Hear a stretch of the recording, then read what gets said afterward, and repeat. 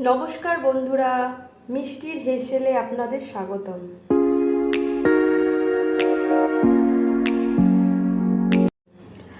আজ আমি চলে এলাম পনিরের একটি ইউনিক রেসিপি নিয়ে। তো দেখা যাক এই রেসিপিটা আমি তৈরি করতে কি। এখানে আমি মশলার জন্য, গুঁড়ো মশলার জন্য তো আগে শুকনো খোলায় ভেজে নিয়েছি গোটা গরম মশলা, জিরে, ধনে আর একটা স্টার এনিজ আর জায়ত্রী। আর এখানে একটু নিয়ে নিয়েছি আদা কুচি, লঙ্কা কুচি। তো বন্ধুরা দেখো আমি কি করে এই রেসিপিটা তৈরি করি। পনিরটা ভাজা হয়ে গেছে, এবার পনিরটা আমি নামিয়ে নেব। পাত্রে একটা জল দিয়ে এই জলের মধ্যে পনিরটাকে দিয়ে দেব।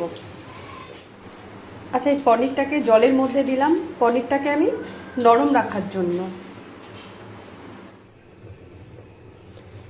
এবার ওই তেলে একে একে দিয়ে দেব গোটা জিরে, মৌরি ফোড়ন, আদা কুচি, লঙ্কা কুচি, লবণ, হলুদ গুঁড়ো, কালারের জন্য একটু কাশ্মীরি রেড পাউডার, ফ্যাটানো টক দই।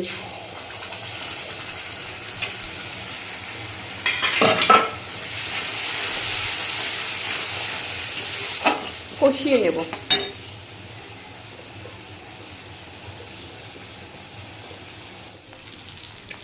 মশলা কষানো হয়ে গেছে, এবার ওই পনির ভেজানো জলটা দিয়ে দেব।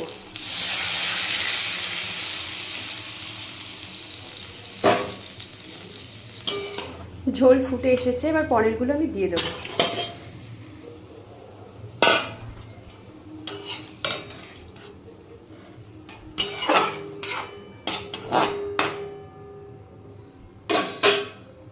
ঝোল ফুটে এসেছে, এবার দিয়ে দেব ভেজে রাখা গুঁড়ো মশলাটা।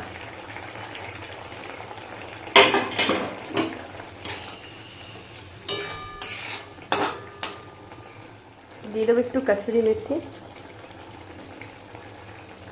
সামান্য একটু ঘি।